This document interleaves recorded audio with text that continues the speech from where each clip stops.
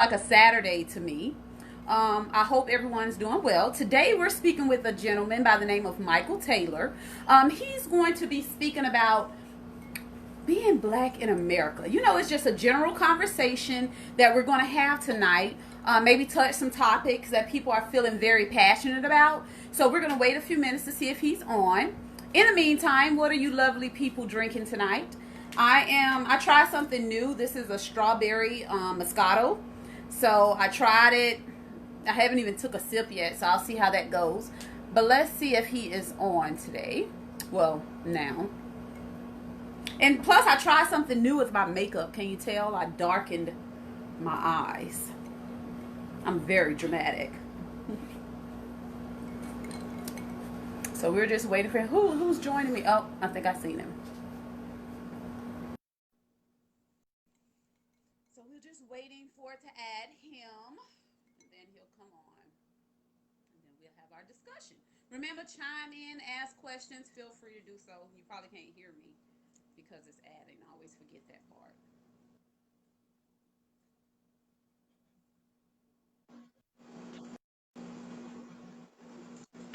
It say it's connected.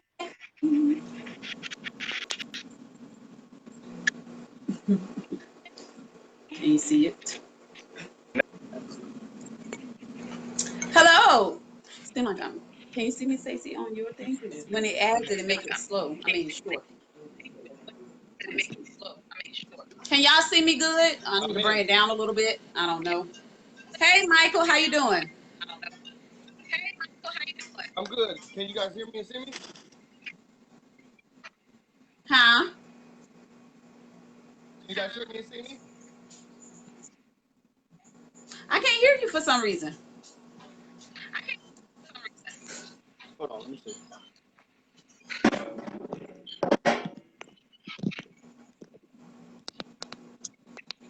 Are we good now? You're very low. No? I said you're very low. Very low? Okay, I can hear you Can you now, hear me? but you're kind of low. All right, it's Can the better. people watching here? Can y'all give us a thumbs up if y'all can hear?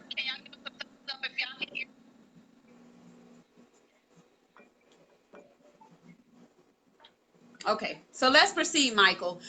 Sometimes we have a little echoing. I don't know why. Again, it could be like the time zone or what have you. I'm not sure, but just continue to talk, even though it may echo. Okay.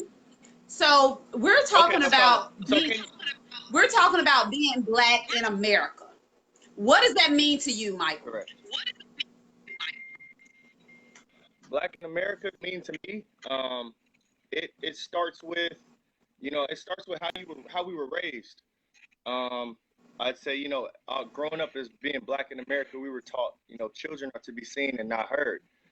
And that is more powerful than, a lot of stuff that, you know, people people are told when they're growing up because, children are to be seen and not heard, children are people as well. So when you take this away from a child, you're taking away that expression what a child sees. So in the black culture, children are to be seen and not heard. I ran into a situation in the classroom where I was in the ninth grade and watched the individual, you know, in Atlanta, because these kids I went to school with were wearing Prada and Gucci and all this different stuff. Things that kids where I'm from out here in California, we don't have that going to school. So it was really different. And he would try to talk about, I'm what having I was trouble. wearing and everything. You can't really hear me? I can. It's hard for me to hear. I'm sorry. Okay. Okay, hold on. Let me see if I can get it. If I can get inside and it'll be better. Can you hear me now from inside? Better? Yes, yes, much better. Yeah, it's better now? Now you mentioned I did catch a little bit. You were saying something about living in Atlanta as opposed to is it California and wearing Yeah. Okay, different clothing? so you guys can hear me now?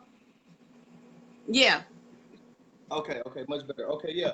So basically, so what I wanted to touch base on was just something that was taught to me when I was young was, you know, as a black child in America, you are to be seen and children are to be seen and not heard. The adult is right and the teacher is right. So I had a situation when I was in high school. kid was bothering me in class, and eventually I had enough of it, and it turned physical, and it happened how it happened. I think that, and I was in that same class. I got a call home from a teacher, and it would happen to be the same teacher who witnessed this stuff happen to me. This kid bothered me, and knew I had to end up fighting him. She called home, but again, children are to be seen and not heard. So there Right. again, the teacher was right. I was in trouble, and this was the same teacher who sat here and let this boy do this. So I mean, it's not on parents, it's not on anything. It's just, as we've gotten older and as we've been taught, as things have just changed, and I don't know, but that's how it was. That's how it was my Black in America as a youth for a sense. Right. And just to touch bases really quickly about being seen and not heard, because that makes us as a female, that makes us drama filled, and nobody wanna see you, I mean hear you before they actually see you. So that did set standards for us to let us know, like, okay, it's best to just, kind of chill out and not say so much. Don't be so extra. But then does that make us lose our voice? Starting out as a young age, does that suppress our voice and our willing to say, okay, we can speak up at certain things? Your willingness, I think it just raises the willingness to comply, and and it'll kind of knock you from questioning things and trying to researching and maybe trying to get small information about something, because you're to comply.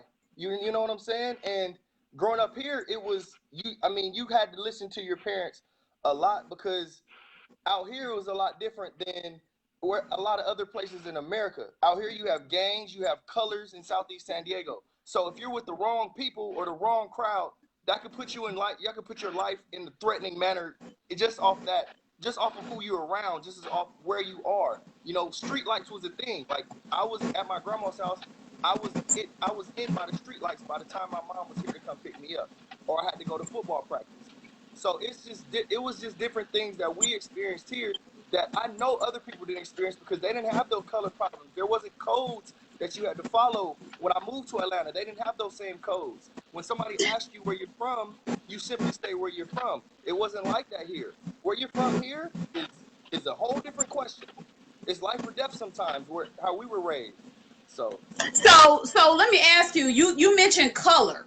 So when you're saying color, are you talking about gang related? Like and of course I'm not as hip to all of it. So like, for instance, the Crips and the Bloods, you wear red or blue or black or whatever. If you wear a certain color, that's just not tolerated. Like, here we can wear whatever color we want to wear. it's not that it's not tolerated. It's just who you're around, what you're doing, and it can happen. It can happen like any time, which was one of the main reasons we moved to Atlanta, because it was so much safer. You didn't have that. You know what I'm saying? You didn't have that where I didn't see it as much when I was in Atlanta as I did here. When you see another Black person, you're abrasive, because you don't know what they represent or where they're coming from. Mm. Where in Atlanta, it was always just, I saw nothing but Black people, Right. and it wasn't the same dynamic as it was here. Of course, it's more diverse, but it just wasn't the same dynamic. You get what I'm like? Out here, you had so many different things, and out there, you had kids going to school with Prada and Gucci. Like, their life being threatened was the least of their worries. That's not what they're worried about. Right. So, Yeah, that's something we never had to worry about here in the South, as opposed to living up, like you said, in California, and have to worry about who you associate yourself with. Well, I guess in an well, instance, you do have to worry about that here in at a certain level, but not to the yeah, point but where.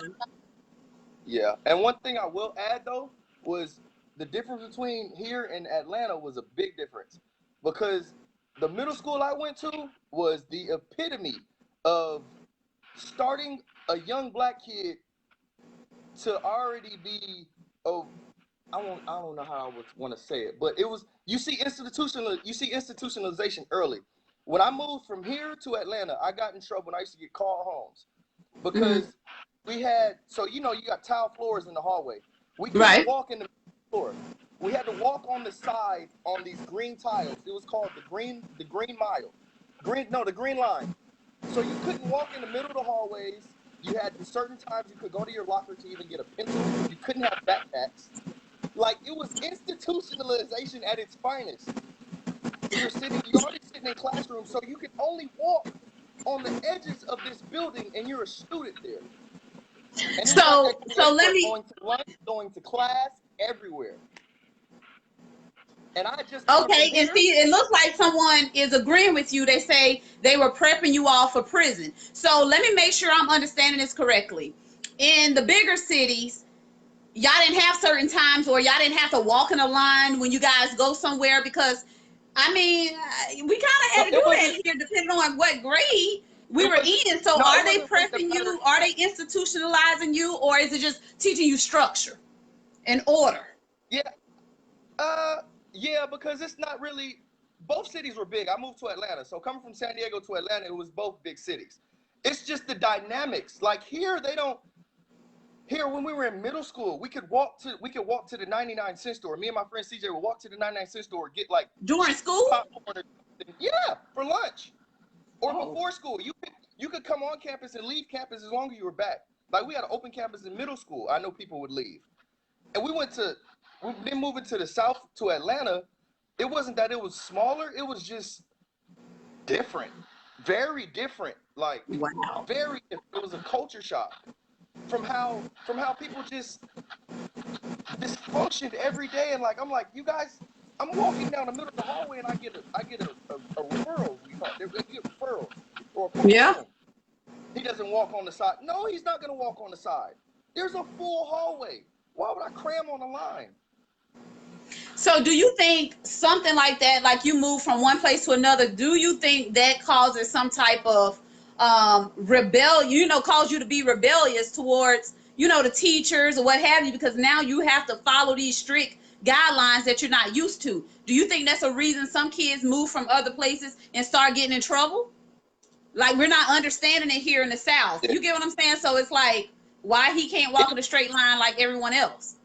Yeah, and I think it was just the wrong idea of structure. Like you said, it might have been how they were trying to implement structure, but I mean, to confine kids to a green line, like it was there was times you could walk in the middle of the hallway. They're not, of course you can't have right. I get what you're saying. But like, to go places, to go to lunch, but to change classes and stuff, you got to walk on a line. It was just a lot different than what I experienced. And someone said it's a culture shock. Definitely was a culture shock. Yeah, I can't imagine, but I can't imagine. You get what I'm saying? It's just like, you got to adapt in whatever situation you're in. So let me ask you this, and I hate to go back to it. Being that you were in Atlanta and then you're back in California now, with the whole gang thing, and I don't want to sound like I'm stuck on this, but I kind of want to know. And I'm not going to say it's fake where we're at. That's not what I'm trying to say.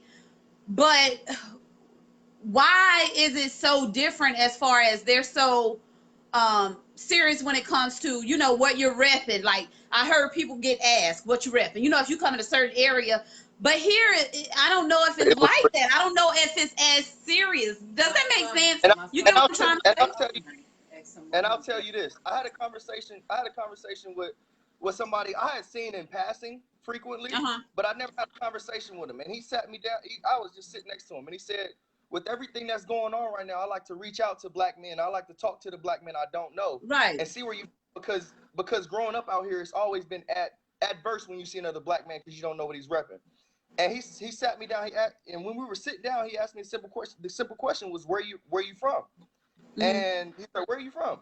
I said, I'm from here, and he was like, stop. He was like, right there is a perfect example of the progress. And even I was talking to somebody earlier about, they say, well, if Dr. King came back right now, what would he say or what would he think? He would see progress. Just like he would see progress. He wouldn't be happy about everything that's going on because we're still fighting the same fight today. But there is progress. There is progress. That's that same, as he asked me that same question, he educated me. He said, now let me have asked you that question 10, 20 years ago. This conversation would have went a lot differently. If I asked you where you're from, you better give me the right answer, or you better say something, or it goes south. So it's a Wow. lot different. Far progressing because I just got asked that question and no consequences or repercussions came from it. So there's progression here. It's just, everything doesn't happen overnight. It's taking time, but people tired. And a lot of Right. stuff is going on right now. And, we've had nothing but time to sit in the house and see it now. You've got to That's stuck the in the house. truth. So we You know, see everything. I want to get your opinion on something. Someone asked, I post stuff on the page, different questions. It's anonymous. And I hate to take it here, but someone asked if the world would have remained segregated, how would it be different? Like, what are your thoughts on that? If we would have remained segregated, do you think there would have been a difference in the gangs, the black on black crime, all this stuff? Do you think that would be different? That's an interesting question. I don't know. But if segregation, if they never ended I mean, we probably segregation, will have them, but would it be so much against each other? You get what I'm saying? Yeah, because they started it. No, it's not what I'm saying. I'm saying against the black on black. Yeah, if segregated never ended, would we be having these issues we're having now through the system and everything? Like, because the thing that's wrong with America, as I've been seeing, as I've been educated, is the system. Like, these fools put laws in place. I just learned about the war on drugs and how they connected hippies to marijuana and blacks with crack so that they can go into these neighborhoods. See? And take these folks down and arrest people. And the thing was, it said we could go in there, arrest their leaders, take all of them out. Did we know what we were doing was wrong? Yes. Right. Get it. If that's what they wanted, they needed that power, and that's what they wanted for order. And that's the truth. That's the God. And a lot of us are oblivious to a lot of stuff that go on, or like me being denial, thinking like, I just can't believe, somebody, because it's somebody that would do stuff like this, whether it's a system, whether it's an individual. It's a lot. I don't know. It's a lot that goes on. And it's just like, go ahead. You heard the phrase history repeats itself? Yeah. It does repeat itself. Okay, think about it. I talked to my mom about it. I talked to my grandma. Now, my grandma she was raised in Toccoa, Georgia, so she's seen it. She tells me, yeah, Michael, that's how it's been. That doesn't sit well with me. I will tell my grandma, that's not right. But you got to think, that's what she's seen her whole life. She knows her whole life. This is the best she's seen it. Wow. And us, our generation probably feel this is the worst. You see what I'm saying? So can you imagine what they went through then? If she's saying this the best she's seen it? That's serious. Yes. Think about that. Like we're like I said, it's progress, but like at what cost, like that's for real. We're still in trees, we're still getting gunned down, unarmed. Saw a video today, police went to a man's house. And I want to bring something up, and I need people to chime in because I could be wrong. I go off a lot of, what people go through and what I hear, but with the whole system thing. Okay, so if a mother, let's say a young mother, has a child out of wedlock, you see what I'm saying? The father's in the child life.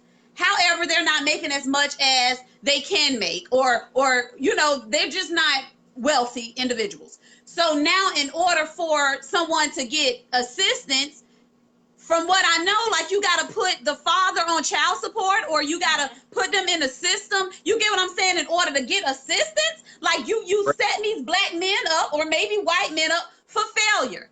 Or another thing that's keeping them stuck. Okay, so now I need assistance. I need a place for my children and I to stay. So we say in Section 8 or housing or whatever you want to call it. Again, me and my baby's, my kid's father are still together, but they can't live with us. They can't live with me and their kid because, again, I'm getting assistance. So is this system set up for failure? Yeah, it is. Like I don't know. You can't have two parents in the home and get assistance regardless of because you got two incomes. What if those two incomes ain't enough for everybody in that house? You still don't need assistance. You still gonna need something. $9 an hour ain't getting it when you got a baby, whether you just got one kid or not. But the system. And that's another thing.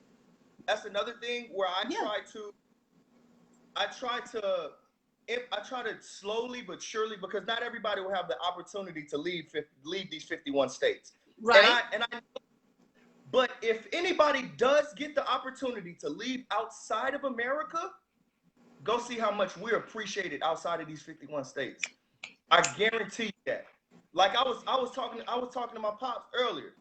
He said, you know how many people in the service have back? Everywhere I've been in the world, I've seen American military men that stayed there, and I really don't blame them. So that's what I want.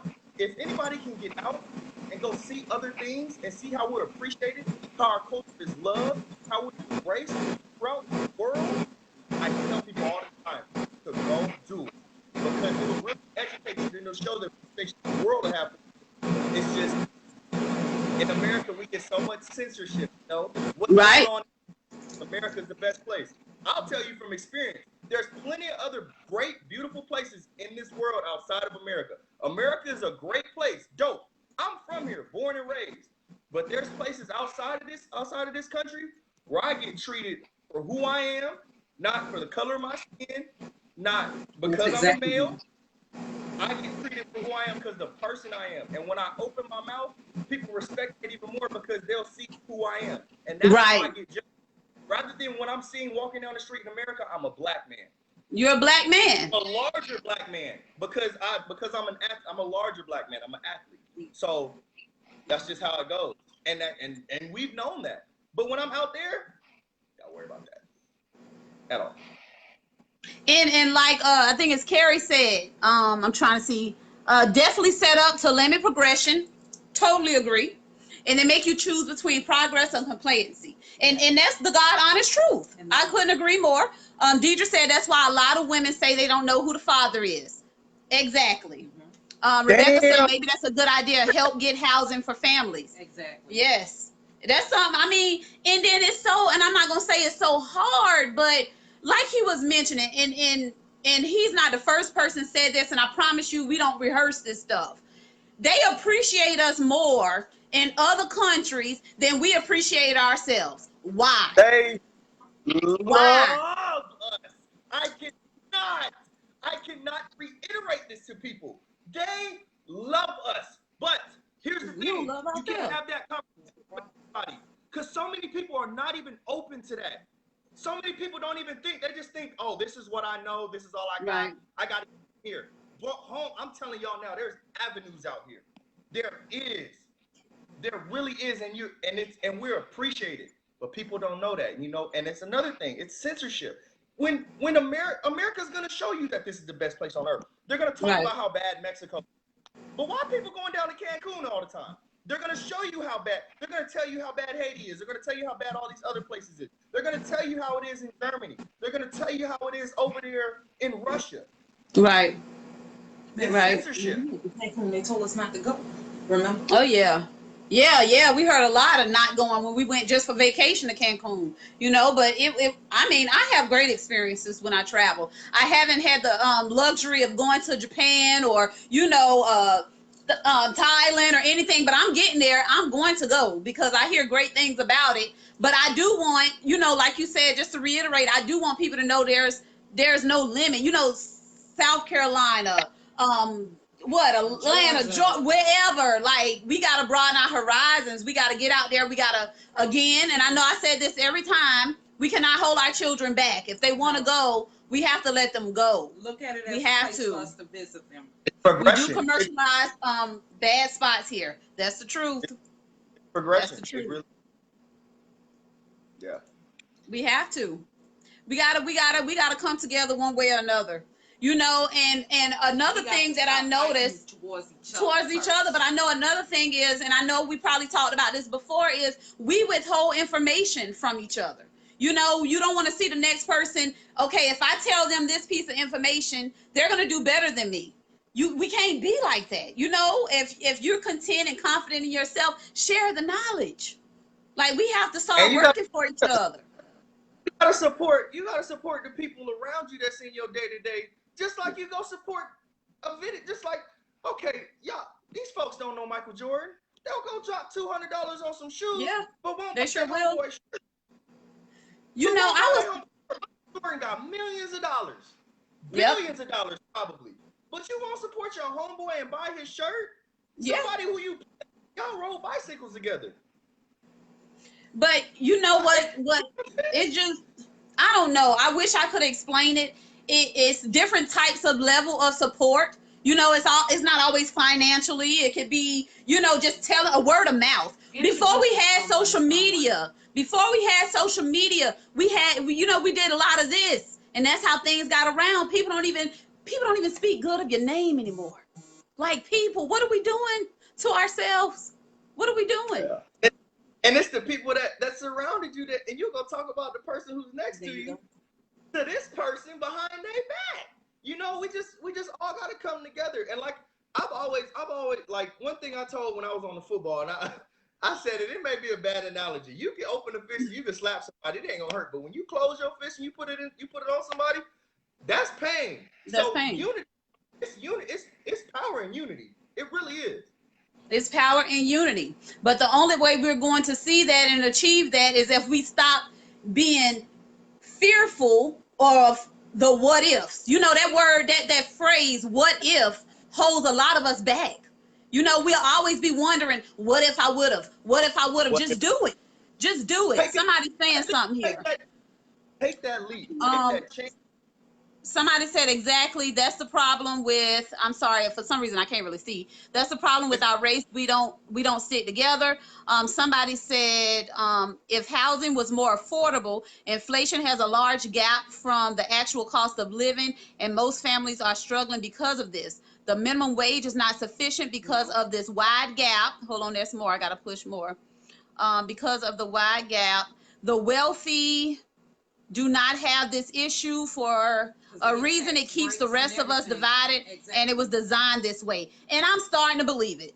I'm starting to believe it. Starts with the family. And it does start with family. I agree with that 100%. I think that's the first thing you mentioned, Michael, when you first came on. Okay, but think about this. Who the hell taught y'all about financial education? We don't. Who told us? We've never taught financial education. What do they teach you in school? Math, science, stuff like. They don't teach you. Are you taught how to balance a checkbook? Are you taught how to do your taxes? Are you talking? Are you taught about credit and how it can mess you up?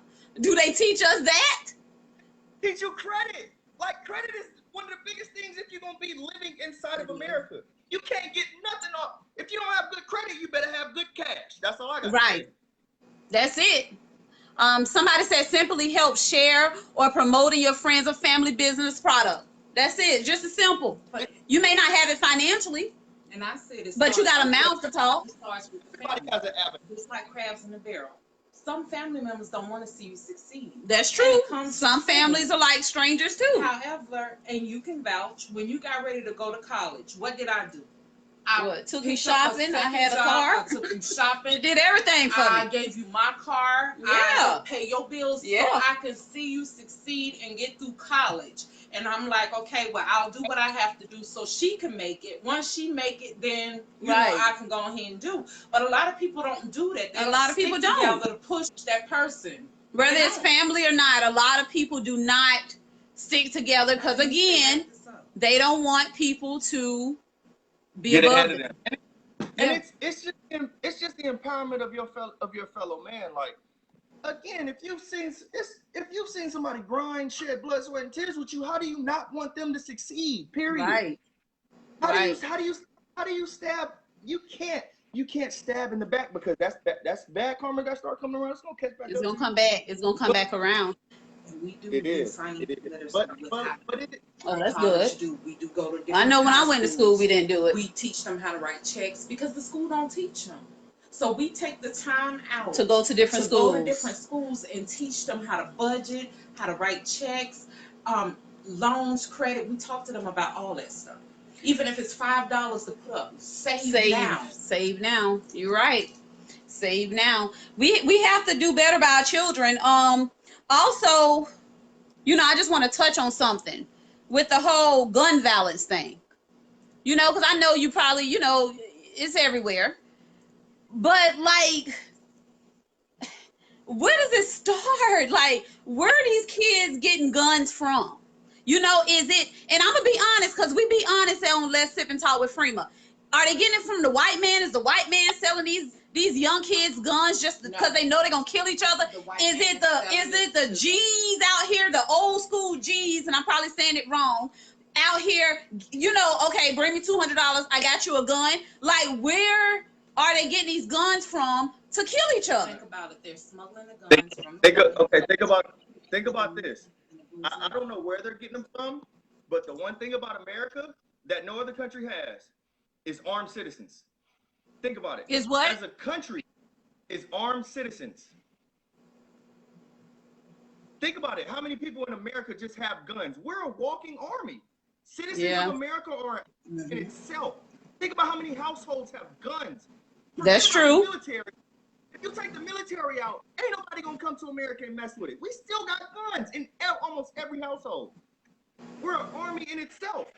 And that's why it's always, the government should be afraid of the people. The people should not be afraid of the government. Because we outnumber them by so many. And that's why us being peaceful about it is, that's the best way. That's a good change, because when it comes violent, there's no going back. And that's why nobody wants it to get violent, because it's not that point. We're all human. And the issue with what's going on right now, it's not race, it's inhumanity. Because when you take it, it's crime on the human species. When you treat another person as less than a human being, that's where you have the issue. That's where the issue starts, and that's where the issue begins. Because if when we're being inhumane to each other, that's wrong. That's out. Period. That can't be it. It can't be you treating somebody different because they're a female. It can't be you treating somebody different because they're Asian. It can't. And stereotypes don't help either. But okay, speaking about treating people, now let me ask you this: do you feel that starts from home? Because I'm gonna raise my kid to treat everybody with respect. I'm gonna raise you to have morals and values. You see what I'm saying? So if you can sit here and disrespect another adult or someone you don't even know, then that means you don't even respect me. No, I have to object. It starts in the household, because everything I am today is the teachings of my mama. Everything I am right now is the teachings of my mama, and the influences I've had around me, my grandparents, my little brother. I always say my little brother changed my life, because before him, I did whatever I wanted until he started doing whatever he wanted. That changed me, because I not only had control of my life, I controlled his too. So if I go down the wrong path, he going down the wrong path, because I'm who he looking up to. I'm his big brother. If I had an older brother, I would have been the same way. You want to be just like them. So I believe it does start. It starts in the homes, and it's your influences.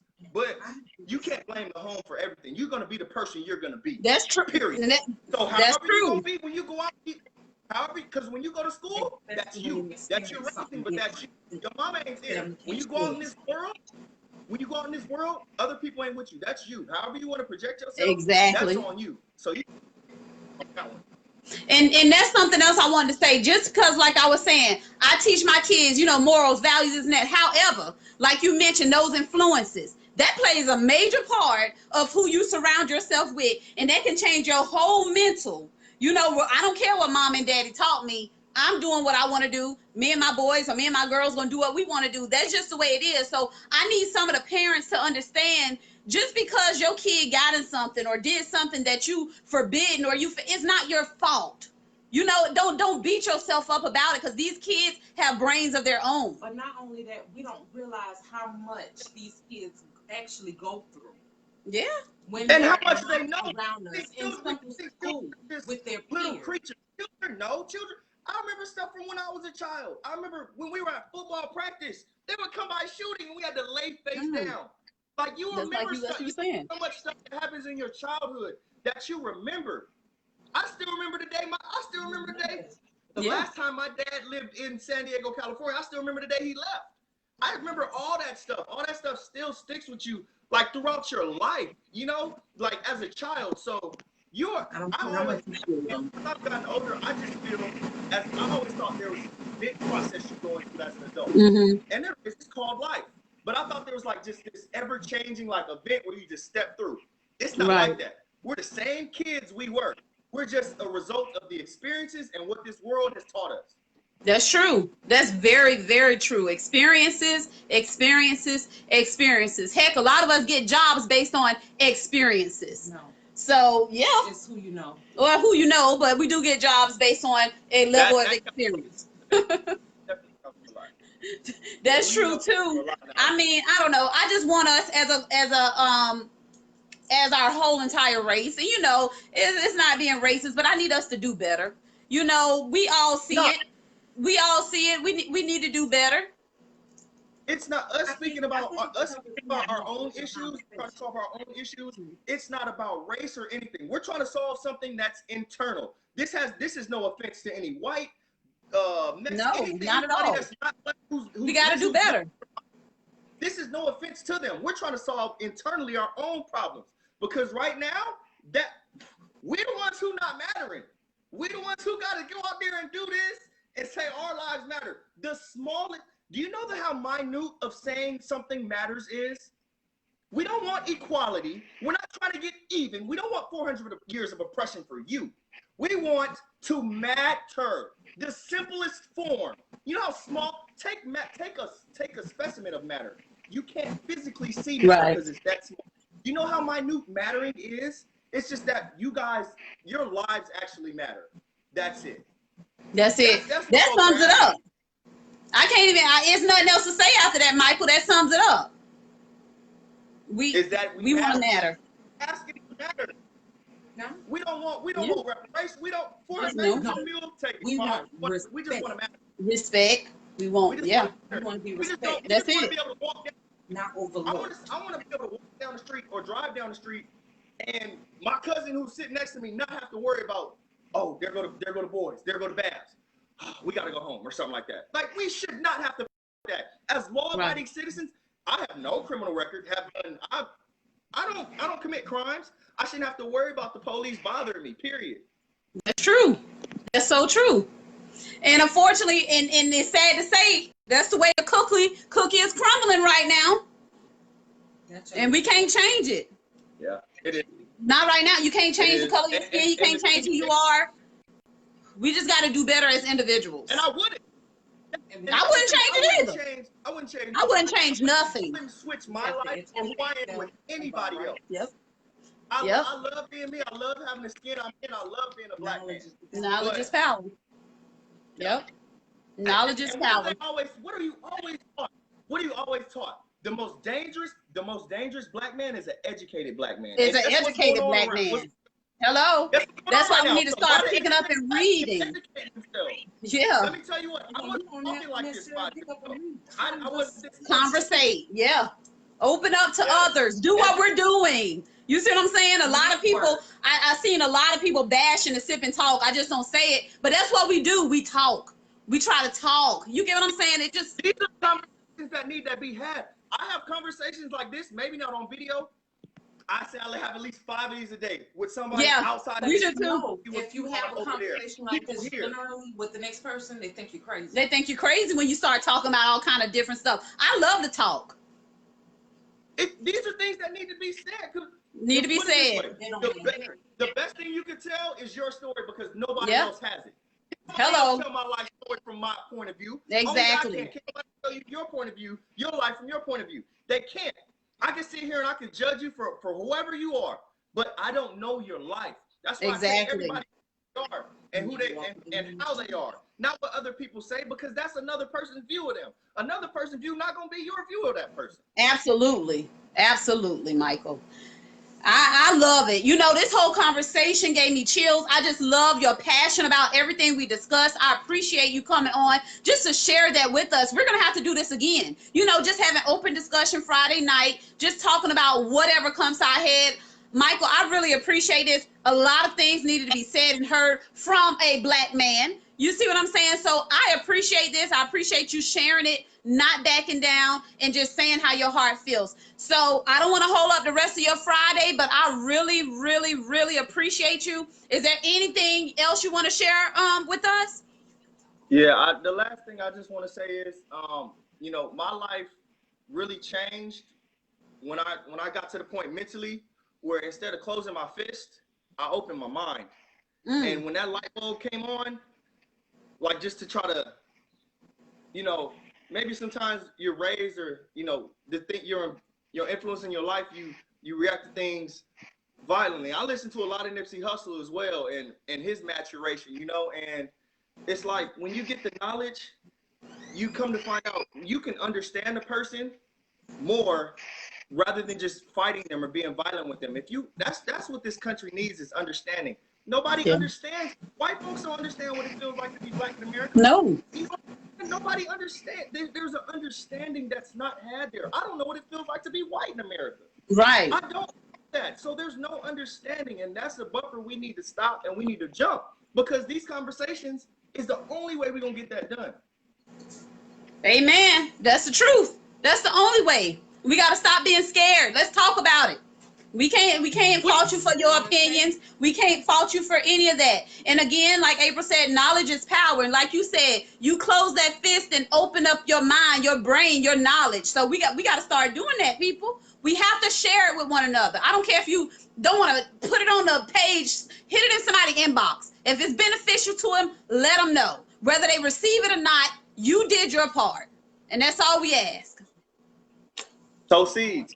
You ain't go. You plant a seed. You ain't gonna see it sprout the next day. You gotta plant it, water it, watch it, let it go get some sun. Eventually, it'll flourish.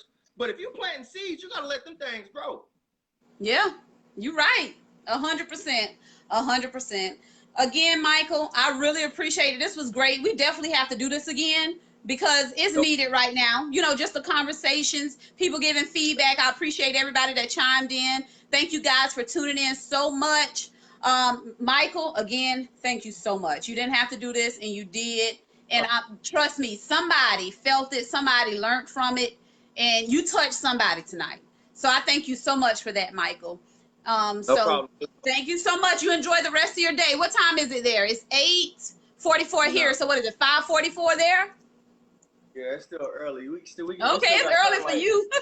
All right, well, you enjoy the rest of your day, and you be safe, okay? That was good. Take care. Y'all be good. You too. Thank you. Bye-bye. Thank you. So, y'all, that was great. What you want to say? I wanted to have a short discussion. Okay.